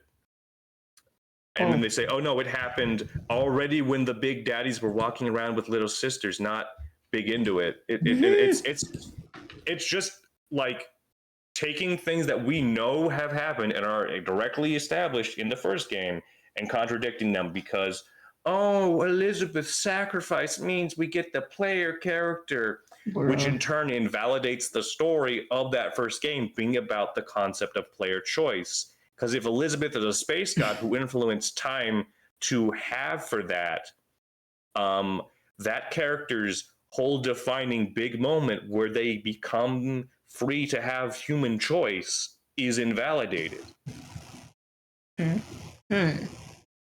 Yes. Also, yeah, you can join in Emilio if you want.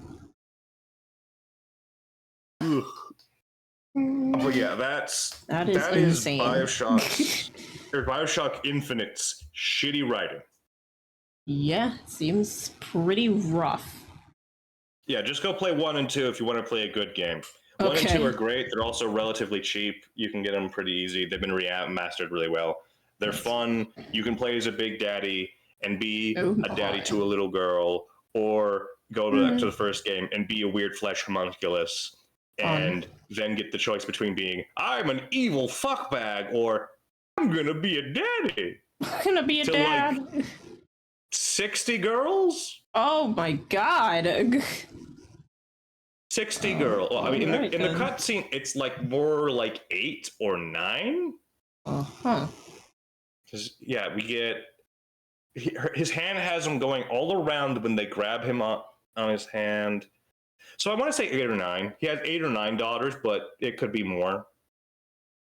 Oh my, that's still a lot. Yeah, I don't know. He has a bunch of daughters. It's a bunch of daughters. He gets a bunch of daughters at the end of that game. If in the good ending. I see. Wow. Emilio. Wow. That's the ending when you don't sacrifice any of the girls in Bioshock. Wait, I gotta add you. Which is like, man, I remember playing Bioshock for the first time, and it like that and the plot twist like actually shook me. Oh. It's still a really effective moment. Like, I played through the games recently, and like the would you kindly reveal is exceptionally good. It is a moment that in presentation is impactful, because you get the big reveal to it, and then you get the confrontation about it where it forces you to break with that concept, and then you gain free choice for the first time in the game as a like active narrative element. True free choice, man. There you are. I realize I only played the first game, and I never played the second one because that game, I don't know if it's still an issue now, it probably isn't, but it was part of the Games for Windows Live service. And by the time I was playing that game, that service was discontinued and I couldn't play the game. Yeah, oh god, fucking that shit was so annoying to deal with back in the day. Games for Windows Live. What is that? That shit was garbage the time it was out, and it's still garbage now. Oh, I don't know what these things are. So Games for Windows Live was a wrapper that they put into a bunch of games to help it basically, if you got the game and you didn't have the proper stuff for it, it was to make it so people would have to buy the game instead of like sharing it around for software, because it would attach that copy to a thing. And so it also had the problem of, if the service shut down, how do you register if there's no server for it to register to?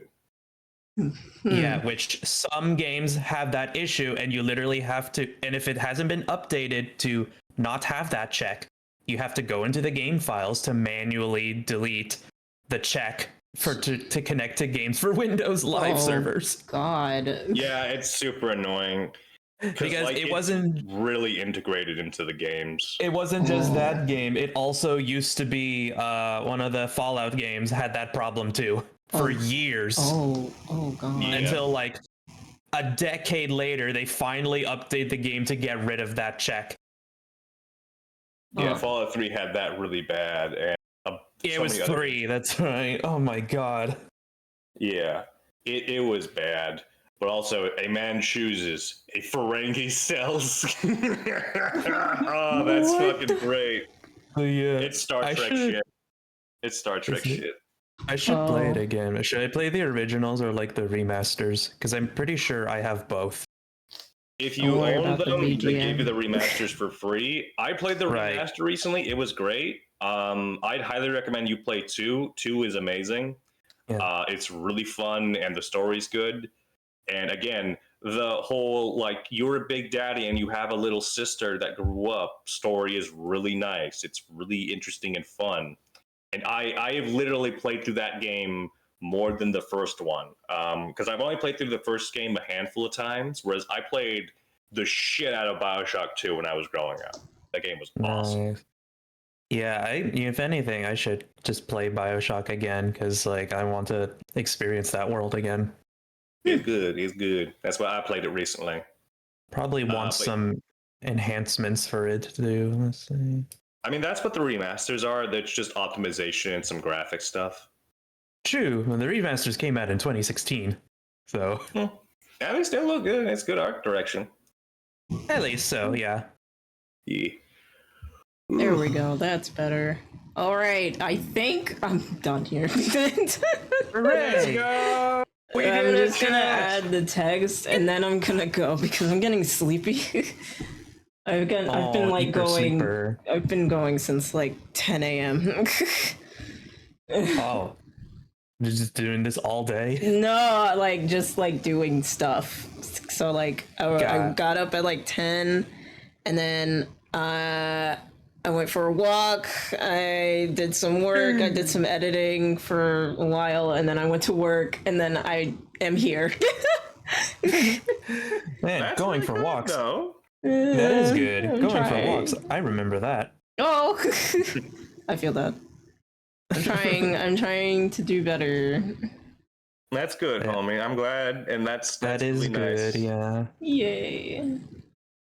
Yes, praise me. Anyway. All right. I give you the head pats. Give you the kitty cat head pats. All right, Chad, you know what to do. Give them goddamn head pats, or I'm fucking taking your kneecaps. Oh shit! Not the kneecaps. Oh, there you go. That's a good one, Girl Head Foods. That's very good. Yeah, thank you. There you go.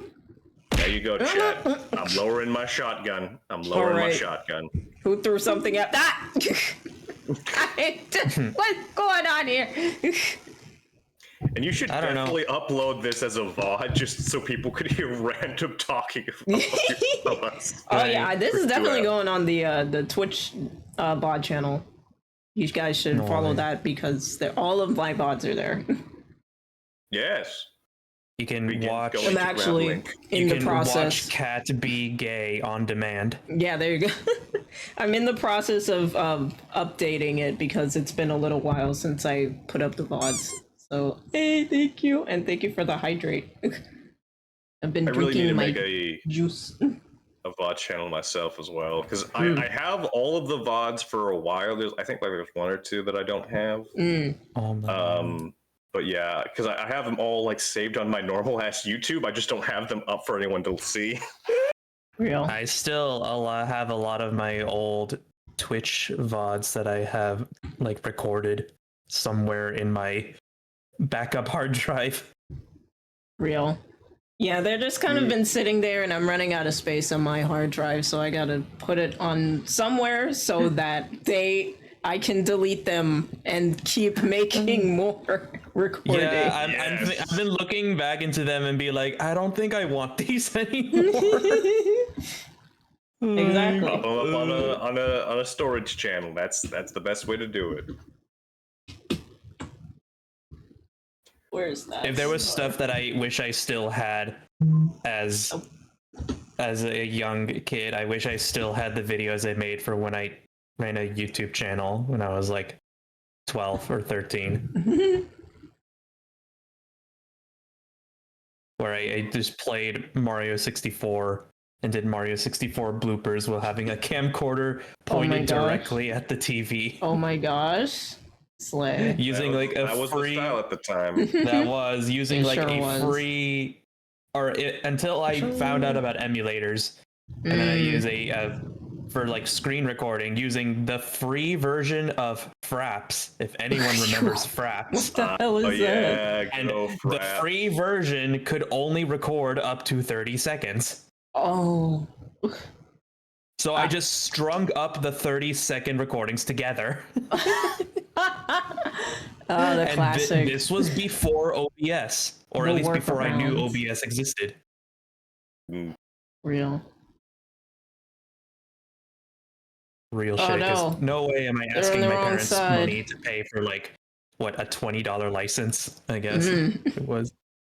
Wow, Grandpa here talking about fraps. I've never heard of that. Do not call me Gramps. Do not call me Unk.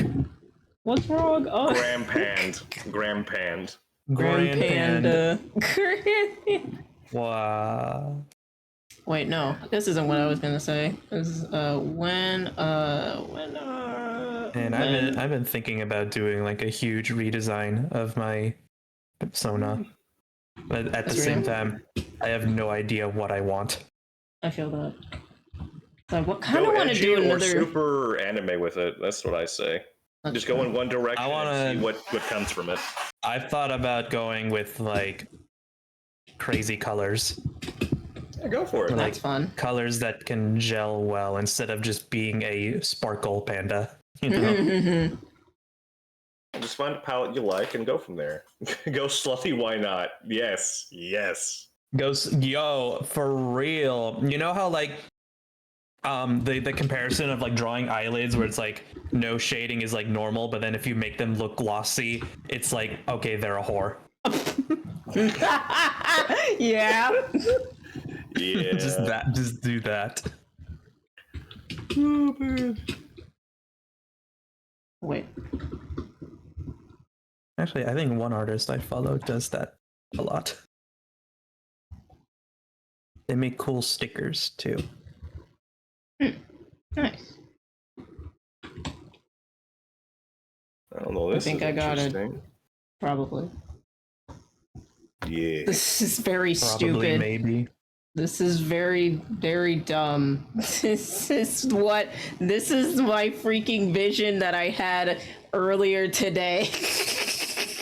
Ah, I see. So, homosexuality. Yeah, pretty much. Speaking of homosexuality, I forgot to share something with you, Kat. Oh, It was like two lesbians that are like picking out what they're gonna wear for their wedding, and like both of them are.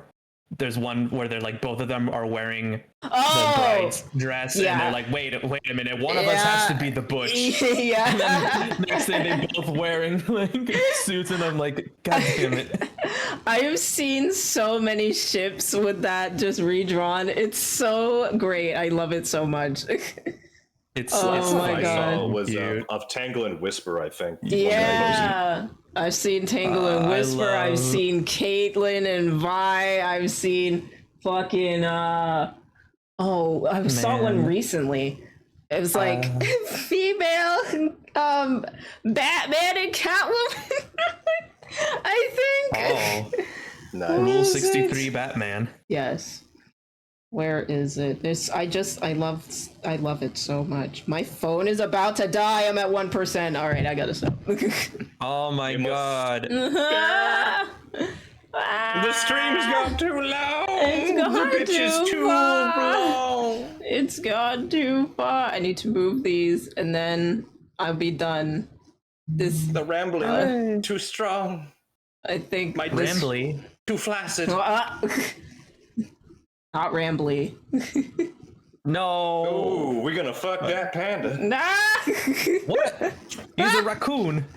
And I That's love not that what I said. I love that purple Panda. raccoon, and I want him to be my boy wife. I'm surprised I haven't drawn any NSFW of Rambly yet.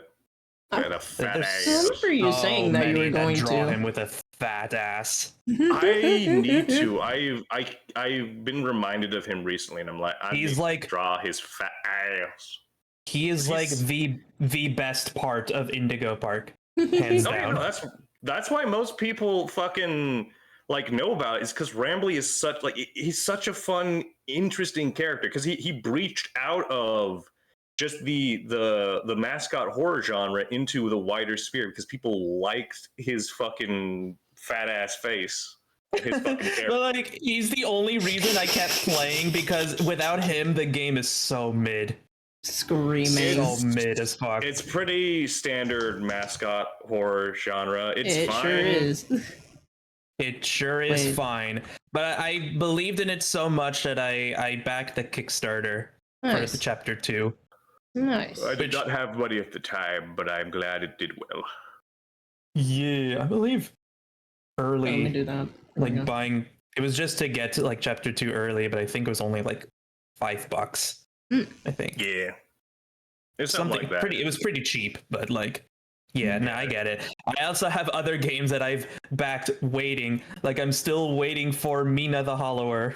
Oh, Oh from- yeah, From I the think guys that made delayed, Shovel right? Knight, it got delayed, oof. and I'm like, it seemed like it was I a- need it was her, just I need Kickstarter. Mina, I need that little mouse lady to dominate Yeah. me. Oh my. Oh god, I need to play Mina the Too much Hollower. backlog. Like Backpack Hero, I think it is, and then it's the one where like it's a classical RPG, but it's like everyone's small. Dude, Small Saga. It's Small Saga, yes. I think it's Small Saga. Yeah, where you're a I mouse have and that. you Yeah, have, like, you're you like fight a a mouse. cat. You have you fight a cat, and your party it comprises of like a squirrel, and yes. yeah, I know what you're. I'm still in my wish list of games to play. Actually, I keep Same. looking at my Steam wish list, and most of them are games that are not even out yet. real. I have a chunk of those on mine. That's mostly survival horror. I love just like how it is as your character's design is just a mouse with some wrappings on a thing, a cape, and then it's just a big old knife that it has switched out that's holding on to. Like it's Yeah, a I big think old, I like, even switchblade. remember. Yeah, using a switchblade as your weapon.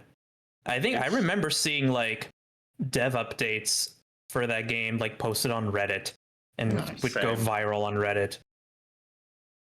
I think it was when they posted the cat boss fight as like the big GIF, and then Yes, people like that really one. spread that around, and That was the that's one where that it really proliferated. Yeah, that was the one that got spread around fast.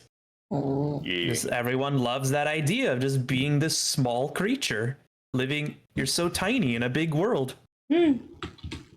For me, it's the idea of ramshackle society. I talked about this when I was playing The Stick of Truth, but I loved the idea of people just taking random bits of junk and making them into like either weapons, armor, or all That's kinds of always things fun, like yeah. that. Oh That's yeah, what I loved. Like I love that too. that game, and then I love the aesthetic of like Codenamed Kid Next Door or Craig of the Creek, where it's like all that other stuff with the kids playing a thing. Candy. That shit is great. Oh my god, a Junker core, I sidetrack like on that. that. I believe I remember seeing a recent like Comic-Con panel about Kids Next Door and like got like one of the original creators. Oh. And someone like asked him like when are we ever going to get Galactic Kids Next Door? And then he was like, ask Cartoon Network, Oh. not me. Yeah, Real. I'm like, it's still like the campaign is active, and I think Patrick Warburton has said like there's still interest. We just have to see what happens.